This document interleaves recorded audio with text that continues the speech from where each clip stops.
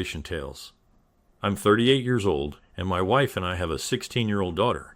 Yesterday was my wife's birthday, and I planned to surprise her.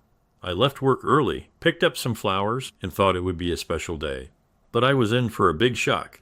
When I walked in the front door, I saw mess clothes scattered from the entrance to our bedroom. At first, I was confused, but then I realized the clothes were a mix of men's and women's. It hit me that I had walked in on my wife cheating. I couldn't believe what I was seeing. I heard them making noises from the bedroom. I felt numb. They were still going at it. I stepped back, went to the living room, and sat on the edge of the couch, my mind racing. Then I noticed his stuff lying around. In a fit of anger and sadness, I grabbed all his clothes and threw them out onto the driveway. I dumped charcoal starter fluid on them and set fire to his belongings. The only things spared were his keys and phone. As I walked back into the house, my wife, wrapped in a towel, was standing there with a bewildered expression. I wished her a happy birthday, but she just started crying. The other guy emerged in a towel as well. I handed him his keys and phone and told him to get out. My wife said, "Please don't do this to him." I could not stand my wife defending another man. What about defending our marriage? Amidst the chaos, my wife insisted on getting him a pair of trousers. I made it clear that he has touched more than he should have, and now he is not getting anything from me. Tempers flared, and he tried to grab my arm. I was more than happy to oblige. I started punching him in the face. He was soon on the ground, and both his eyes were now bloodshot. Soon they would be black.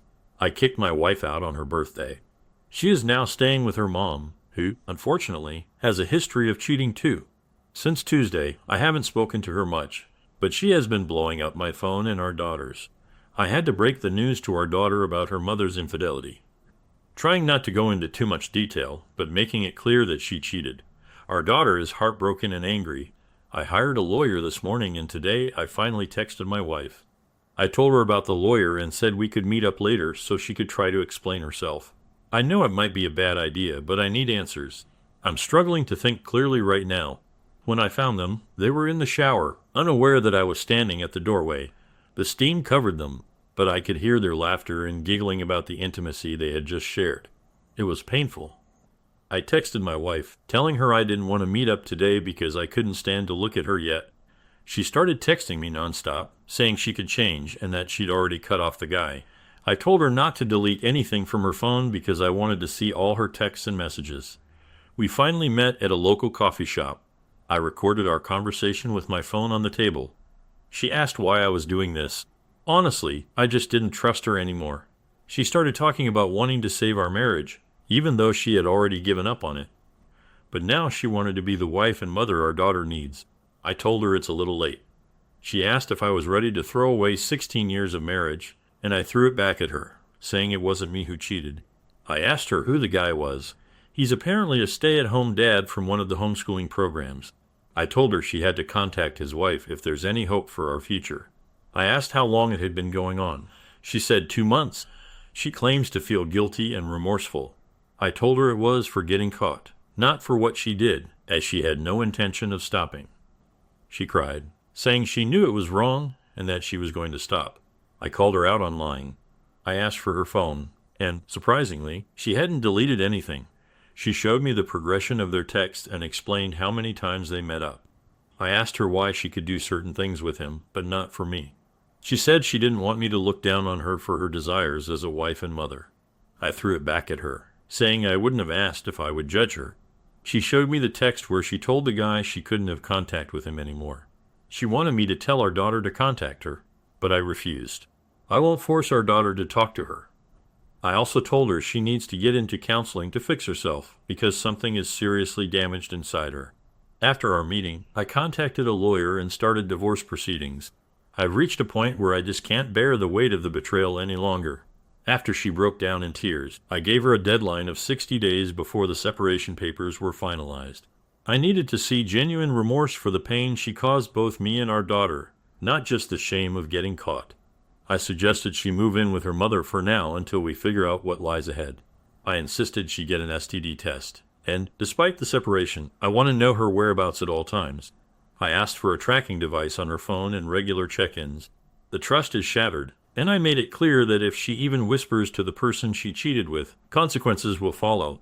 I'm questioning the entire foundation of our marriage. wondering if she could have been unfaithful all along.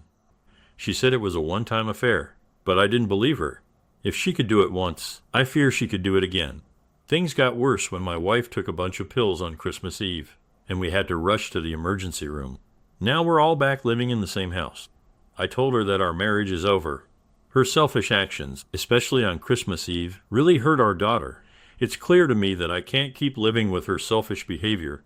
During our conversation, I told her that the damage to our family can't be undone.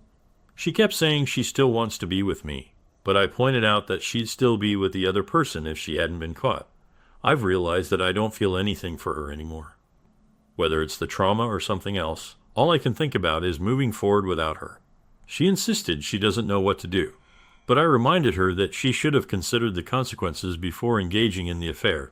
I packed up all her belongings and placed them on the back porch for her to retrieve. I also decided to talk to the other person's wife, feeling the need to address the situation on that front as well. The path ahead is uncertain, but the decision to end the marriage seems inevitable. At this point, I'm beyond caring about what anyone thinks or says. I've made up my mind. I'm done. My focus is solely on moving forward with my daughter. My soon-to-be ex-wife is still out of the picture, and I've chosen the no-contact route with her. While my daughter has the option to talk to her, she hasn't shown any interest so far. From what I gather, my soon-to-be ex-wife spends most days holed up in her room at my mother-in-law's place. She seems to have been abandoned by everyone who knows her. While I don't feel sorry for her, there's a sense of pity for the situation she's in. However, last night I had a change of heart. I decided to visit the other betrayed spouse and share the packet of information I had gathered about the affair. I explained everything I could personally to her. She asked if I was the one who confronted her husband, and I didn't hesitate to admit it. Apparently he had spun a story about a road rage incident when he came home with a black eye and his gym clothes. We talked for about 40 minutes, and I explained how deeply these two had betrayed us. While we were talking, she called him and told him not to come home because she knew everything. This morning, she contacted me, and we've decided to meet again to go over the evidence. We might involve our divorce attorney since it looks like she's heading for a divorce too. I've unblocked my wife so we can communicate about the divorce. We've agreed on an uncontested divorce, with a 60-40th split of assets in my favor. I'll keep the house, and for now, I have full custody of our daughter. I only talked to my wife about our daughter and the divorce. She's tried to bring up the affair a few times, but I've shut her down. I made sure she ended things with the other guy, thanks to some information shared between me and the other betrayed spouse that she doesn't know about. In less than 6 weeks, I should be happily divorced. I've found comfort in spending time with the other betrayed spouse, but I'm not looking to date her right now, even though she seems like an amazing woman. I wonder why the other guy cheated on her. It's been 6 months now, and I'm a free man. Maria, the other guy's wife, is now dating me. We've been spending time together and taking things slow. Hopefully, things will go well in the future. Second story, to keep it short, I'll just stick to the facts. I'm 22, and I cheated on my boyfriend, who's also 22, with my ex, the father of my child, a week ago. My boyfriend and I have known each other since we were 13, but he ghosted me for 8 years. During that time, I got together with another childhood friend, my ex, and we spent 4 years together and had a child when I was 19, but we split up before our child was born. My current boyfriend and I reconnected last year, just before my 21st birthday, and we've been inseparable since, but we only started dating 8 months ago. Our relationship has been great until I messed up and cheated, which I know is my fault. I told him the day it happened, and we had a lot of conversations about it. I told him from the start that he should leave me, but he decided to stay, even though his dad told him to leave me too. We love each other a lot, so we decided to stay together. The guilt eats at me every day because my boyfriend is the best person I've ever met, and I can't understand why I did what I did. I'm not trying to excuse or justify my actions. I know I don't deserve him, and he deserves someone better. We've talked about it constantly for the past 6 days, and every time I suggest breaking up, which has happened 3 times, he convinces me to stay and work on it because he believes our love is too strong to give up on. He says it hurts more knowing I cheated with my ex, which I understand. Even though I love him so much, I know the best decision for him would be if I left. But every time we talk about it, he says his love for me is too strong, and he wants to work on this rather than regret it in 10 years. I'm honestly torn.